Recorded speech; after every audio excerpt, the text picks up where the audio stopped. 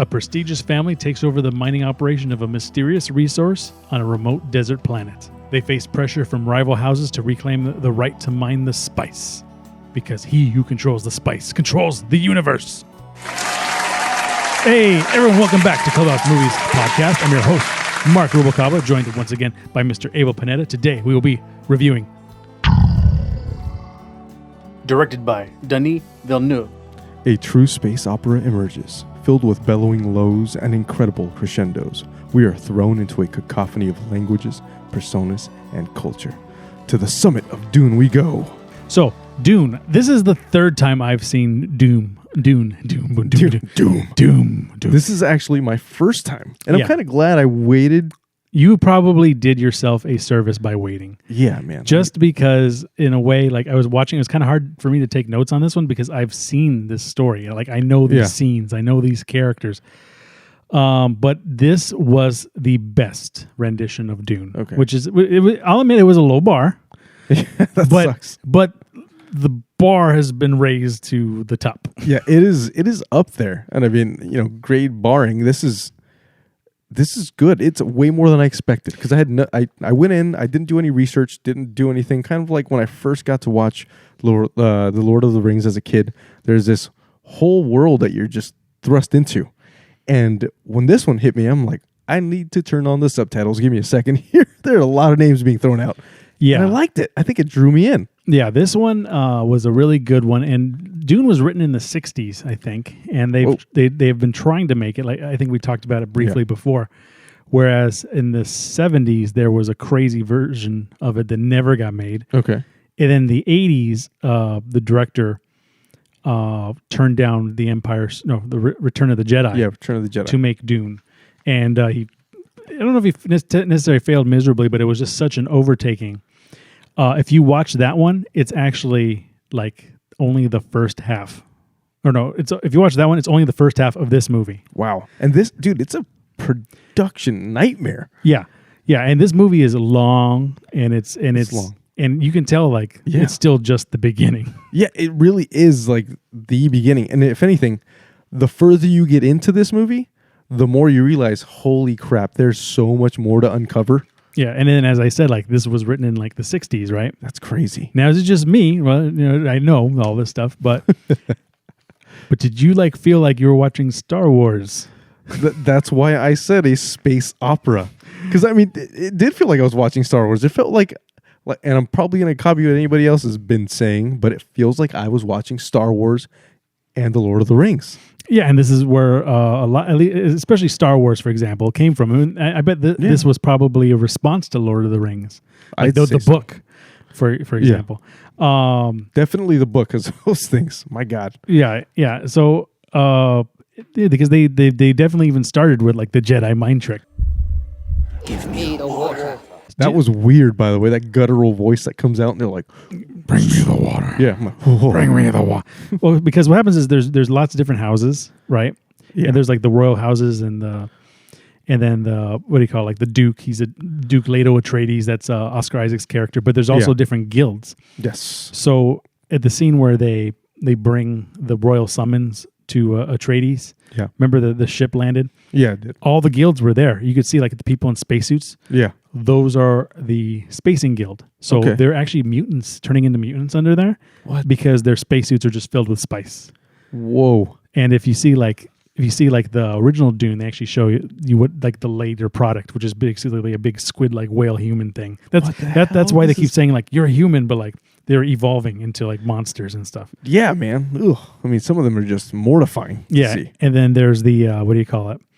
There's the Bene Gesserit. Those are the witches, the women. Those. And I, from what I remember, the witches and the Spacing Guild don't like each other. Okay, I can see that. And then then the other big one is the Arconans, which is the bad guys. Yeah. So I saw those guys, and I'm like, oh man, those.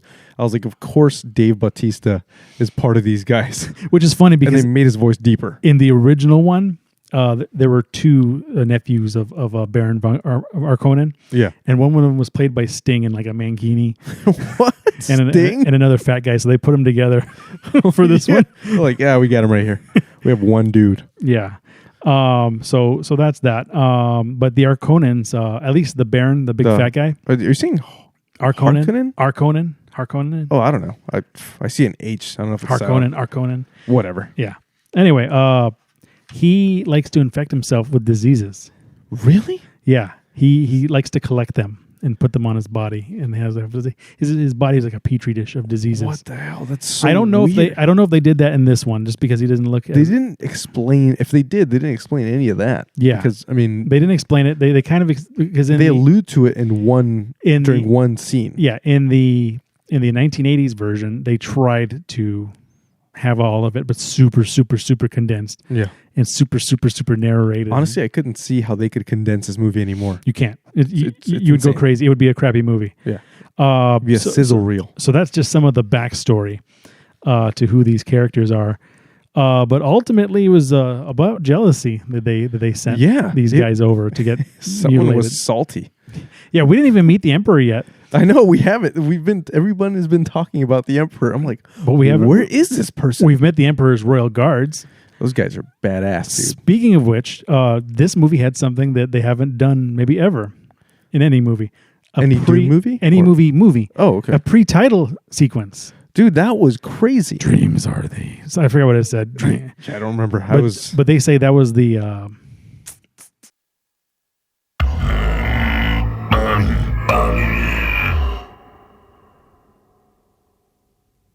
that was the language of the Emperor's guards. Really? Yeah. So it freaked everybody out in the theater. Like, what the heck is the movie starting before it starts? Yeah. like, is AMC's trying to screw with us? Like, I want my money back. Yeah. You're not used to this. It's cinema, damn it. So this movie starts with us meeting the Atreides, right? And we learn who Paul Atreides is, who's the young son of Leto Atreides, played by Oscar Isaac, and Timothy Chalamet plays the son, and he's also raised to be a witch. Yeah, by Rebecca Ferguson. He's a weird halfsy. Yeah. He has like the witch voice that he can do. It's a deep voice. He can summon things. I guess they need to harmonize with the voice of the person they're talking to. It's to do a Jedi mind trick. Yeah. Like they need to speak in their tonality. Yeah. It's so weird. And it's cool. I've never seen it done. And there's a famous scene in all of them where the witch, the head mistress of the witches or whatever, has to test Paul. Yeah. By putting your hand in the box. What's in the box? Dude. I actually wrote that. What's in the box? What's in the box? Come on. And it's so weird. Even when they described it, it was like what did he say? It was like a bunch of needles slowly passing through his skin or something like that. Yeah, it was just pain. Yeah, pain, I'm like, oh. Pain incarnate. And if he flinched, then they would. Then she would stab him in the neck with the poison, and he would. Yeah, die. she had like a poison needle, like an inch from his neck, the entire time he has his hand in this mysterious box of death. Yeah, and we also meet Jason Momoa. He plays Duncan. Yeah, who's a pretty reckless soldier who's sent out to learn the ways of the people. Yeah, of Dune. Of Dune. They're the Fremen. The Fremen. The Fremen have to wear these suits. They're like sand ninjas. They're like sand Batman. Yeah, exactly. And their suits absorb all the moisture. It's supposed to also be like a catheter in there, so it recycles all your water. Yeah, like all your water. Yeah, like exactly. They said it wastes like maybe 3% of your water. That's it. I'm like, oh, crap. Yeah. So and they also, I think according to the books, they say they all stank too because of that. I'm sure, dude. It's oof. Yeah. It's like Waterworld. You remember that scene in Waterworld where he's like he pees into pumping the his pee? Yeah, he pumps his pee to drink it. You know what? I had a theory. I have a theory that critics don't actually watch the entire movie. I believe it, dude. And to me, like they saw Waterworld, saw that scene because it was the first scene of the movie. Yeah. And saw like Kevin Costner peeing in a cup. Oh, I know what to do. Yeah. And just did this. Big ol' F. And if you've seen the movie, it's actually not too bad. I don't know. I don't think it deserved the flack it got. No. But anyway. All right. Back on the record. Anyway, yeah. And then Josh Brolin plays Gurney. You know who played Gurney in the original? Hawk. I do not. Patrick Stewart. Shut up. Yeah. That's great. And he still looked like Patrick Stewart, too. He looks like today. That's crazy, man. Now I can't even see him playing it because Josh Brolin plays such a... I am smiling. Yeah, he's such a... He's like a Thanos human. Yeah, and he's teaching Paul how to fight. And then they have these weird shields that they use. Yeah, they have like these. It looks like they're wearing a headband on their hand, like a wristband, like a sweatband. They're wearing it on their hand. They hit it, and it like gives their body this cool freaking blue glow. Yeah, and the thing about these shields are they only affect they only affect fast motion, so they'd be in essence bulletproof. Yeah, but not slow knife proof. yeah. So that comes to play later on, and I think those are the main cast of characters that set this stage. And Dave Bautista, like we said, plays the angry son of the Harkonnens, or the angry nephew, I think he is. And he's just like, "Why are we giving him the spice? Because the spice is the most precious resource. It's a drug.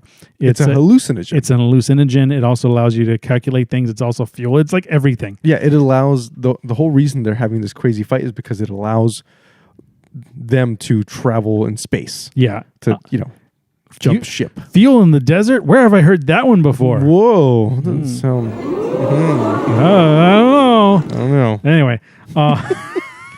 Seems a little weird to me. So then they have to go to Arrakis, also known as Dune. So that's where the next stage of this story is, and that's where we meet Javier Bardem, who is the leader of the Fremen. Yeah, and he, it took me a bit to put it together. I'm like, why does his voice sound super familiar? I'm not used to seeing him like that. He looks not like a pirate, or he not like Friendo. Different. I'm not your Friendo. Yeah, you know what always freaks me out about Javier Bardem? He's not like 6'5". How tall is he? Just Google him. He's like 5'5", or like he's like, I don't know, like shorter dude, like shorter, but like I didn't notice that he was a short dude. He's 5'11", so he's my height. Okay, but I always think of him as like 6'5" every time. He looks like a giant man, but he's just like a dude. Yeah, just right here in his shot, he looks like a straight up just dad. And then also on the main planet, which we didn't mention yet, sandworms. Dude, yes, it's another Star Wars thing. But it was a Dune thing first. It was it was totally. They're totally like Sarlacc. I'll say that. And they're bigger than Snorlax. Yeah, they're huge. They are ginormous. There's a scene where they're trying to they're mining the spice, and they're going to go and inspect like almost like the it's like Avatar. They have those giant freaking machines that are just traversing the land. Yeah, I was thinking of it more like, remember the Deepwater Horizon when an oil like drill thing? Yeah, but it's in a sea of sand. And then this flat spot where they're trying to mine it. Mm-hmm. And so when that's happening, you have Duke Leto, Oscar Isaac's character, in these cool freaking dragonfly airplanes that they all fly, and they're watching this thing, and they see these drones fly past them, and the drones are going to mark the time in which it'll take that sandworm to arrive to the mining thing, and everybody's like, "How the hell are they going to get it out of there?" Yeah, it was cool because they were the spice miners were kind of like nonchalant about everything. Yeah. But that was they said that the mining operation was sabotaged. Yeah. By the Harkonnen. So everything was just like not working right. Yeah. So like they have these cool ships that like turn into helium balloons that fly up. So that ship will come over this giant tank thing, drop anchors, and then float away. But one of the anchors was faulty. Yeah, it broke, and then there was like a whole like, oh crap, we got to get these guys out of there. Yeah. And then Paul started like tripping balls in the sand. Like throughout this whole movie, he's tripping balls, and he sees Chani. I think her name was Chani, played by Zendaya. Yeah, Zendaya. There you go. And he's just like, I know this girl. Yeah, he is tripping balls. It's a hallucinogen. I mean, it turns the freaking eyeballs. But he had it before. Oh, he had it like in the beginning of the movie. He was tripping balls, but then the closer he got to the spice, it like amplified it. Yeah. Like he's sensitive to it because there's like a prophecy that like there's the one. Oh, where have I heard that one too? I don't know, man. Yeah. Nice. But anyway, they save him, or they save the people, and it was actually a really cool scene because then the sandworm comes and eats the oil. Yeah, the way the sandworm comes, like you think you'd be able to run away, it just doesn't burst out of the ground like a Snorlax. Sarlacc. So I was calling it a Pokemon. It creates this crazy riptide effect. Yeah. Yeah, it comes through and it catches you in its wake. And then it does that. Yeah. Or maybe, who knows? With its giant whisker teeth. But yeah, that's pretty awesome. How huge they made these worms. Yeah, it's daunting, man. But yeah, when he meets the Fremen, do you see like that spit scene? Yeah, that was gross. Thank you, Stilgar, for the gift of your body's moisture. Well, they worship water, so they have to spit to like say hi to each other. Yeah, I don't think they have to spit. I think it's like Sign when of you hold respect. someone in high regard, you spit at their feet. Mhm. It's like, oh no. Yeah, It's like what? So like if you're close friends, you guys spit in each other's hands and lick it. You're like, save it. I don't know. That was pretty. Sounds gross. I don't think that scene was in the original one. It might have been in the book though, but I don't know. I say it does work well. It does lean itself toward later things that happen Yeah, in this movie between Javier Bardem. yeah. I liked Javier Bardem. I was think good. I think this movie was actually kind of perfectly cast.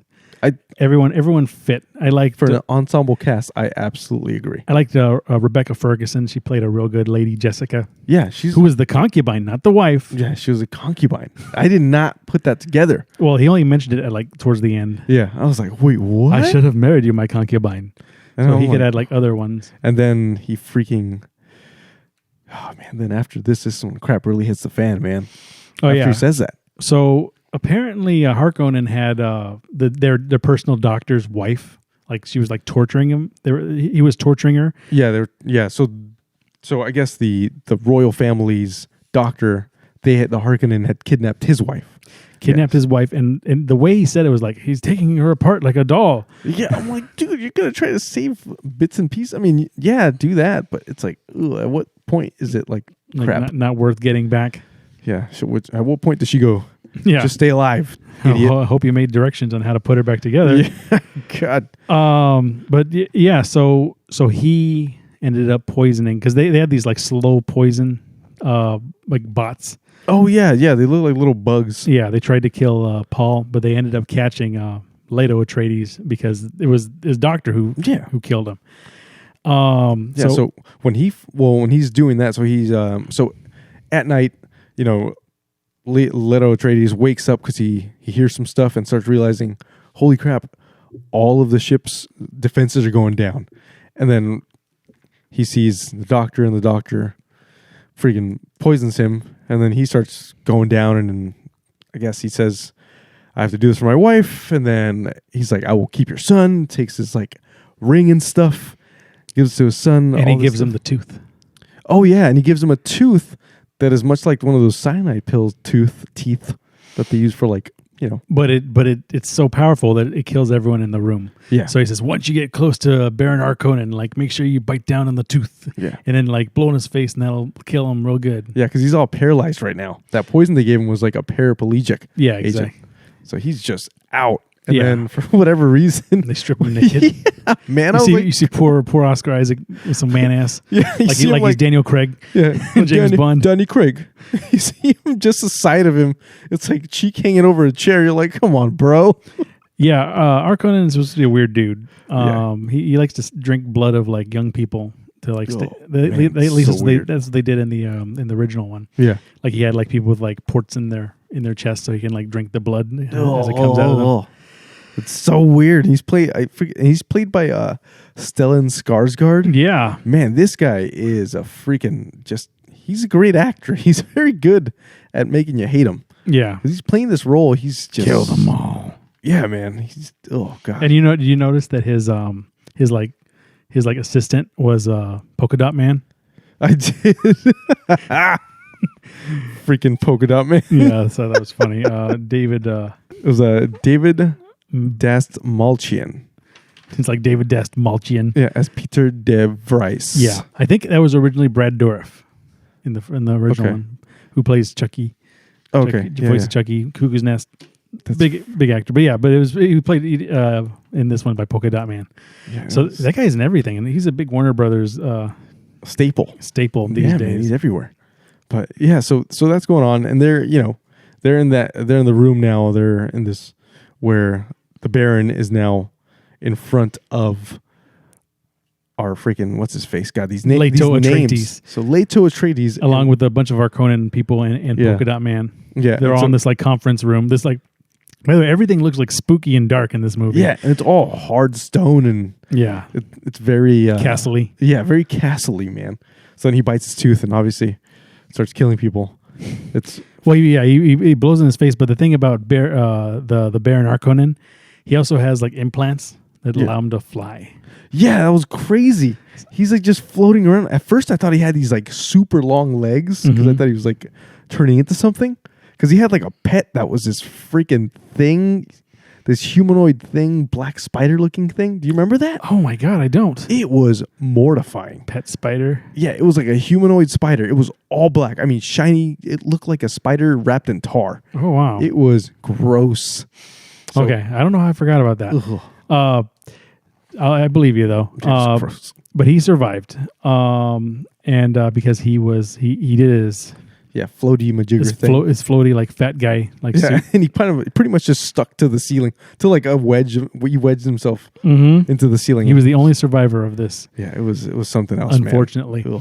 Ugh, So it was something else. while this is happening, Paul and Lady Jessica, they are being escorted out by these goons of the Harkonnens. Yeah, so they're being taken to those super freaking cool dragonfly jets that I will keep on bringing up because they are too damn cool. And they basically, I'm trying not to say basically, they Jedi mind trick this guy into pretty much killing everybody. And one of the dudes, the other guard was like deaf, so he couldn't hear the Jedi mind trick. Yeah, or and he didn't know that this was happening. Yeah, and the thing is, the reason we find out the guy is deaf is because the mom, or rather Paul's mom, Lady Jessica, she and Paul sign each other like a lot throughout the movie. Yeah, sign language. Yeah, it's their thing. And so apparently she signs her guards too and everything. But yeah, so they're like trying to, it's so weird. They're trying to sign in silence, like even more so, like just being hidden about it. And just starts, man, everybody just gets gutted, dude, in this freaking ship. Yeah, that was pretty good. And then they had like a bunch of like weird like rations. They had like a tent that went in the dirt. Yeah, that was weird. Yeah, and they had like this sand sucker siphon thing that was given to them by Duncan Idaho. Yeah, Jason Momoa's character. Jason Momoa survived this first onslaught, and he ended up finding them and taking them to another like pyramid or something. He took them to some other like place. This is the one thing that kind of lost me. I was like, what? He took them somewhere else with a bunch of other like survivors or whatever from Atreides survivors. And they don't really like show how the hell that even happened, like where they all came from. There was just this hideout. Well, I think what happened was they had that woman who was their helper. Oh yeah, she was the ecologist. She was Dr. Liet Kynes, played by Sharon Liet Duncan Kynes. Brewster. She told them about this like Fremen hideout. I think because Duncan found her. Yes. He's like, why should I help you? Because you just should help me. It's what you do, or whatever. So yeah, that happened. He helped her out, and then they're in this bunker, and what are those guys? They call them the sword of the emperor, I think they call them, or the sword of the Baron. Oh yeah, they're of the emperor. Yeah, of the emperor. So these guys make their way to that bunker, to wherever the hell they're hiding. Yeah, and they start using this like laser gun to just cut through. Yeah, they use like a lightsaber kind of thing. Yeah. Trying not to see more Star Wars things here. But hey, man, I can't reiterate that Dune was first, like 100 times over. It was. But what's his name? Jason Momoa. He really like turns these guys into pizza. He has a good death. Yeah, man, he goes out hard. A good. Twice. You know what? If you're gonna kill a good character, make sure you kill him good. Like kill him all kinds of dead. But have him die fighting. Yeah, not just like standing outside an island with a bunny on his suspenders, just like kind of waiting. Some other movie, like some other that could have been avoided. Yeah, but it was good. Take notes, other movie directors. Yeah, this was good. This is a way you take out. You take a guy fighting. Yeah, and he took like probably 6 or 7 of these guys down before he got shanked right in the chest, and then he still got up and did more. Exactly. You got to keep that fight going. And the crazy thing is, he knew he was going to die because Paul told him it was foretold. When we first meet Duncan Idaho, it's an exchange between he and Paul tells him, "I had a dream about you, and I saw you dead." So he already knew, and he still went out like a champ. Yeah, he accepted death. But anyway, Lady Jessica, Paul, they escape, and they wander the desert for a while. Yep.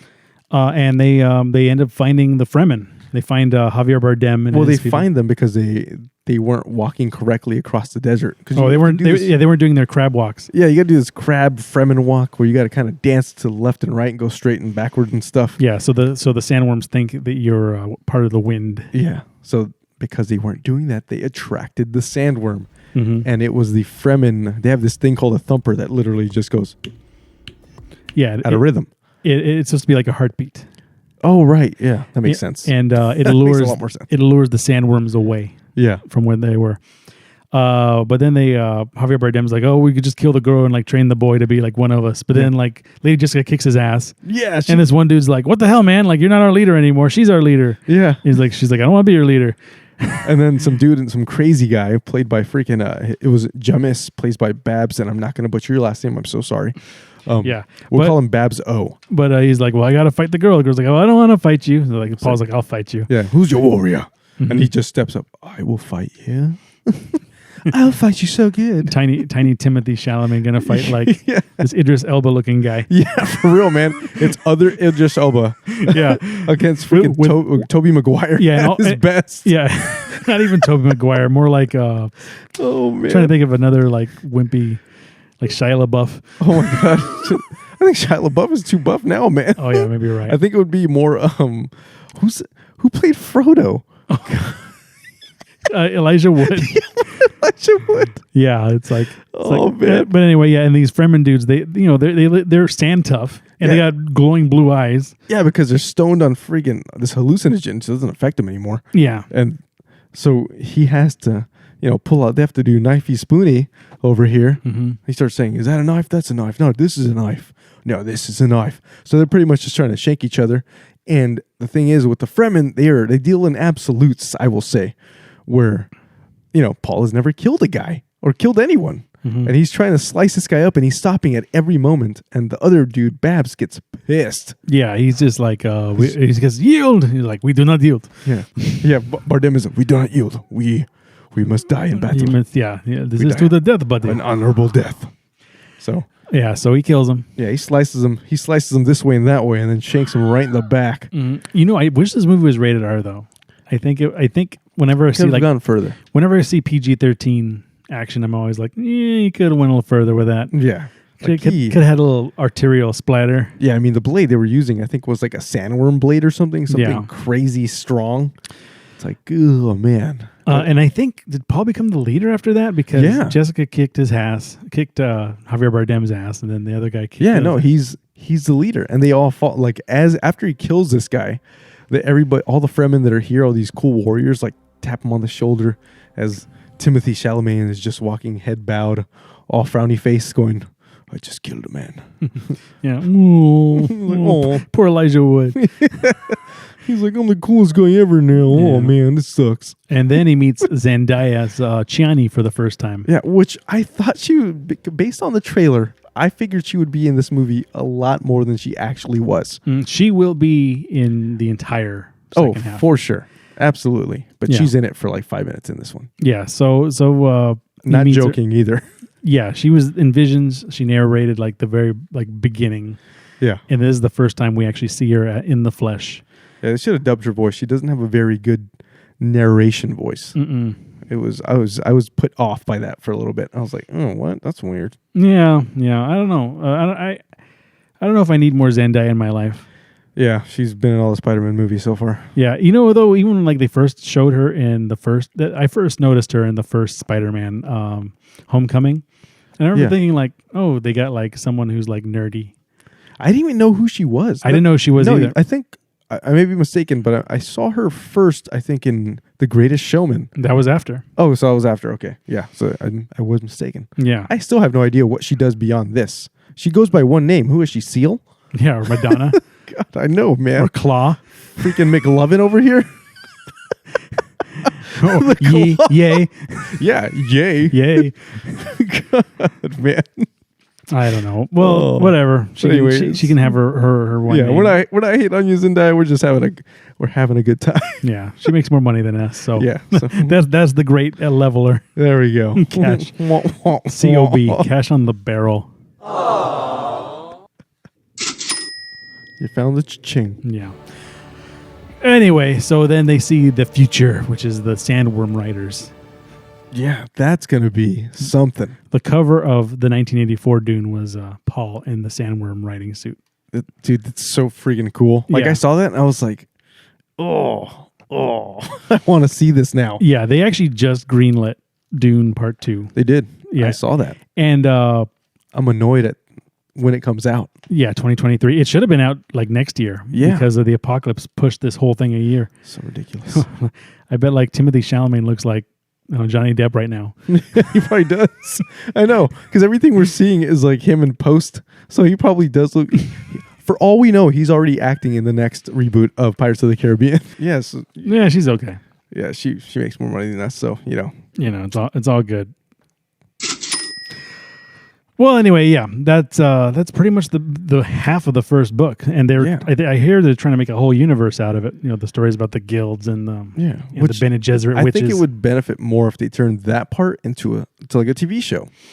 They are. It's going to be. It's going to be on Warner Brother or HBO Max. Oh, it's going to be on HBO Max. HBO Max. Whoa, to the max. Oh, nice. But anyway, we can probably get into letter grades unless you have any other burning questions or. I just want to say the cinematography, the musical scores. My goodness. Oh yeah, it's Hans Zimmer. This was a feast for the eyeballs and earballs. And although I was watching it, it reminded me of Avatar in the desert. It did. That's why I think I liked it so much. I was like, "Hey, James Cameron, are you on a set as a consultant?" Well, this was before. I know. All the desert stuff was Tatooine. Like, all that stuff. Apparently, believe me, there's so many parallels here, man. He even bothered. I think Lucas even took a lot of the what do you call it? Like the descriptions. Yeah, well, Lucas said he stuff. wanted to make a space opera when he was describing Star Wars to people. Mm-hmm. It's definitely not this. Yeah, but anyway, I digress. So Survivors, I believe, Gurney, who's Josh Brolin, survived. So yes, he will be back. I'll be back. Mm-hmm. And looks like Paul's gaining superpowers, Mm-hmm. especially now that he's getting into the spice. It's gonna be freaking sweet. He's becoming the one more and more as time goes on. And we haven't fought Dave Bautista yet. Oh, that's gonna be fun. Mm-hmm. The backbreaker. Yep.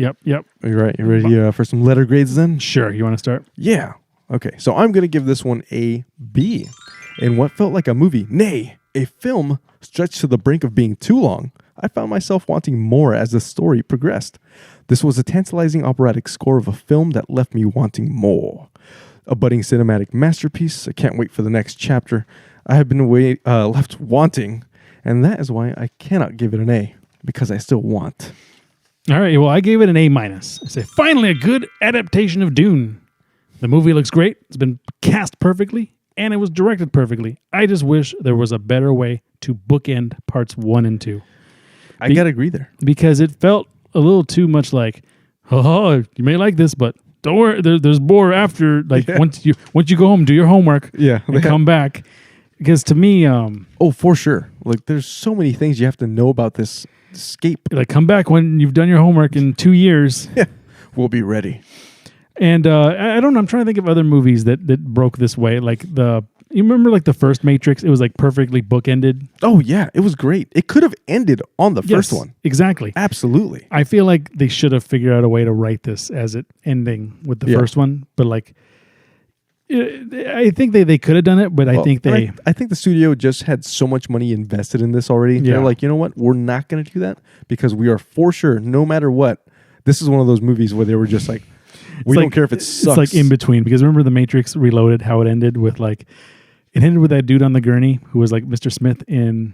Oh yeah, in the real world. They're like, oh my god, you don't believe. And the thing is, what you had to have played the video game to know what happened. I actually read up on that to find that out. Yeah, they didn't do that. Thank God. Thank God. Yeah, I hate when movies were tying into video games. Why was that a thing? So just to. So you would have had to have seen the first Matrix, of course. Of course. Then you would have had to have seen the Animatrix. Yeah. Yep. And then you would have had to have played the video game or started to play the video game. And then the the video game and the movie run parallel to each other. So I guess you watch the movie, then you play the video game, then you find out what happened to Niobe and their crew. And that's where they even cut to like some captain we've never seen before. Yeah. And he's like, oh my God, like the guy who killed everybody. And then like the thing exploded. Like, what is he talking about? Dude, everybody was like, what is he talking about? He's like, well, then we found him when it was all over. It was just one man. And then you see like Neo on a gurney. Yeah. And they pan and they show this other dude.